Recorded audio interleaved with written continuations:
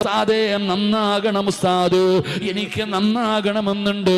നിങ്ങളൊക്കെ വഅദ് പറയുമ്പോ കള്ളുകുടി നിർത്തണം ഉസ്താദ്, വ്യഭിചാരം നിർത്തണം ഉസ്താദ്, എല്ലാ വൃത്തികേടുകളും നിർത്തണമെന്നുണ്ട്.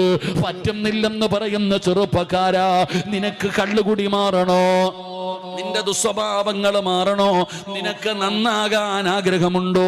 5 നയാ പൈസയുടെ ചെലവില്ലാതെ കള്ളുകുടി നിർത്താൻ ഞാനൊരു വഴി പറഞ്ഞു തരാ. നിസ്കരിക്കുന്നവനാകണോ? നിന്റെ എല്ലാ മോശമായ സ്വഭാവം മാറണോ? അതിനുള്ള വഴി എന്തെന്നറിയോ?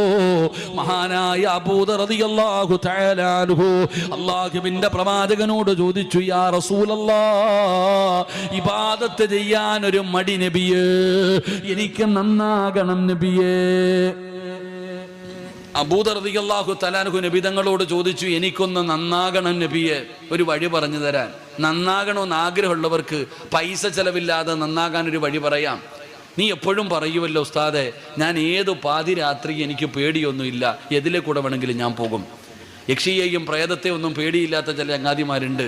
1 മണിക്കോ 2 മണിക്കോ എവിടെ വേണമെങ്കിലും നീ പോകും. എന്നാൽ ഞാൻ ചോദിക്കട്ടെ, നിനക്ക് ധൈര്യം ഉണ്ടെങ്കിൽ രാത്രി എങ്ങും പോകണ്ട, നാളെ ഒരു 10 മണിയാകുമ്പോൾ ഇവിടുത്തെ പള്ളിക്കാട്ടി ഒന്ന് പോകാൻ പറ്റുമോ നിനക്ക്?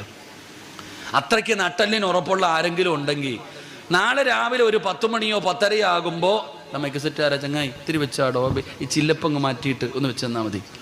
നിങ്ങൾക്ക് അത്രയ്ക്കും ധൈര്യം ഉണ്ടെങ്കിൽ നാളെ ഒരു 10:30 ആകുമ്പോൾ പള്ളിപ്പറമ്പിൽ പോ. കബർ കുഴിച്ചിടത്തില്ലേ അപ്പോൾ ഇവിടെ?